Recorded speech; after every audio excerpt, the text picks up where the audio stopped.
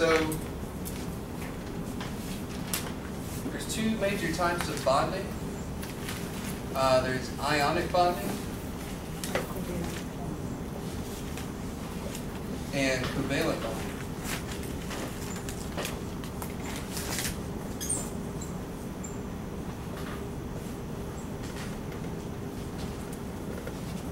When you look at the word ionic, you see ion. The definition of an ion is anything or any atom that has a charge, and more specifically that has a positive or negative charge.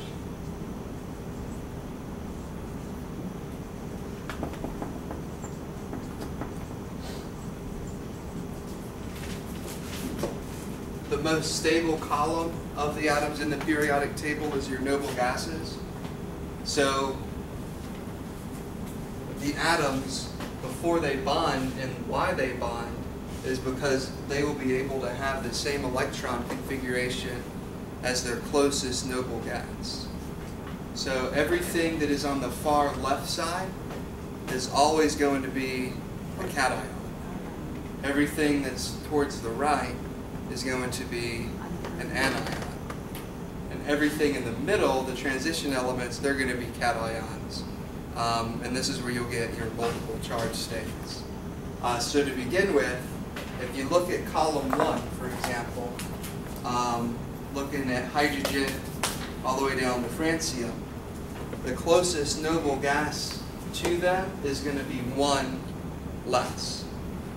So an example, let's look at sodium, atomic number 11. Atomic number represents the number of protons. And assuming it's neutral, it's going to have 11 electrons. Thinking back to the model of the atom, all of your protons and your neutrons are tied up inside the nucleus. The electrons are spinning around the outside. So when you have one atom, pretend this is an atom, and then here's another one, when they come in contact with each other, their nuclei are caught in the middle. What's going to be interacting is going to be those electrons. And more specifically, the outermost ones, which are your valence electrons. So sodium, the closest noble gas to it, you have two choices. You have neon and argon. Neon is number 10, so it's 1 away. So to get the same electron configuration as neon, it will have to lose 1 electron. So if sodium loses 1 electron, and you keep this notation, you have 11 protons and 10 electrons. And there's two ways to look at this. One way is to look at the difference, and whichever one there is more of, if, for example, if you have more protons, it's going to have an overall positive charge, and that charge is going to be how many more protons there are than electrons. If it has more electrons, electrons have a negative charge, it'll be how many more electrons than it has as protons. The other way to look at it is if you just do subtraction, and you always put the protons on top and the electrons on the bottom in every single case, and then just do a subtraction, and whatever number you get, be it positive or negative, that will be the charge. I'll show an example of an anion in just a moment. So if we lose 1 electron, it's going to have a difference of 1. So 11 minus 10 is 1. Looking at that first way I was talking about, it has 1 more proton than an electron, so it's going to have an overall +1 charge. So your sodium, to become like neon, is going to be a sodium cation with a sodium plus. So when you were right, Na with a plus on it, this is going to have the same number of electrons as argon. So the first example I think of for ionic bonding is sodium chloride, like just normal table salt. So looking at chlorine, it's number 17. So chlorine by itself is going to have 17 protons and 17 electrons. The closest noble gas, you have two choices. You have neon and argon. You would have to lose 7 electrons for it to become like neon, or gain 1 electron. You're always going to go with the smallest number because that will be the least amount of energy. So what is the closest noble gas? It's argon. It's argon. So you have chlorine, and you're always going to be dealing with electrons. These are the subatomic particles that are on the outside. So we have 17 protons. To go from 17 to 18, we're going to gain an electron. So this will now be 18 electrons. Argon has 18 electrons. If you do your subtraction like you did before, 17 minus 18, and if you always put protons on top, electrons on bottom, it'll work out every time. Just always put the P over the E. You'll get 17 minus 18, which is -1. So your chlorine will have a minus charge. You can also look at, you have 1 more electron than you have protons. Knowing that these are positive and these are negative, it's going to have 1 more of the negative charge. So you have your Cl minus and your Na plus. So when these come in close contact with each other, they're going to form a bond. And we'll just show that we'll have like a circle representing. So really, in reality, they're just really, really close to each other. But when 2 atoms get close enough together, that energy between them becomes so strong that there's not really like a stick holding them together. But that energy that's between them is so strong, it's an attractive force that actually forms what chemists have called a bond.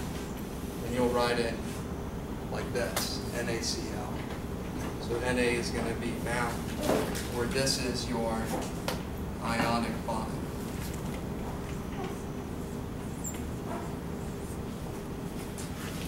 So now, there's another way to look at it. If you look at sodium, and remember valence electrons, how many valence electrons does sodium have? 1. So you can draw a dot for 1. How many does chlorine have? How'd you get that? So 1 valence electron, this is where you start to draw your electron dot structures. So it matches up with the number of valence electrons. Sodium is going to be in the first column, 3s, 1. And the outermost energy level is the third, it has 1 electron.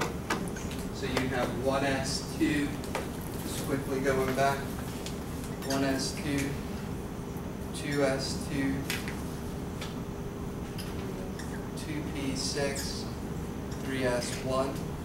That's your valence electron, and there's the dot. Chlorine is going to have 7. It's in that 7th column. If you skip the transition metals, you got 1, 2, 3, 4, 5, 6, 7. What is happening here when you go from 11 to 10? You're losing electron. Losing 1 electron. losing an electron. What's happening here when you're going from 17 to 18? You're gaining one electron.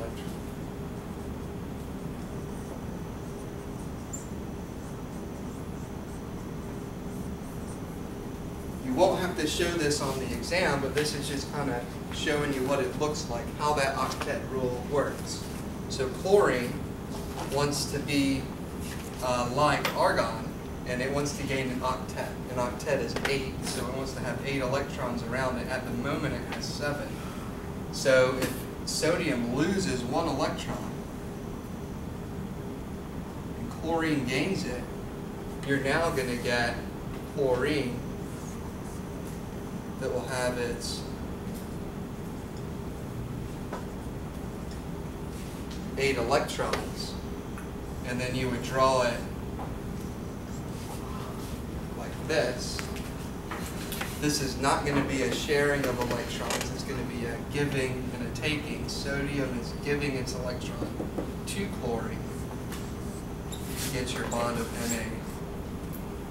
NaCl. So the easiest way to look at ionic bonding is going to look at the charges. A cation is always going to be positive, and it's always going to be a metal. A good way to remember is ion, we know, is charged. Cat has right in the middle, has this T. It looks like a plus sign. That's how I always tell people how to remember. The only one left is anion. Your anion is charged. It has an. The an is a less number of letters than the cat. You can say that is minus. Or just remember the T for plus and then know the anion is negative. Or the N for negative. Or N for negative. There you go. We learned a new one. So N for negative. N for negative. Anion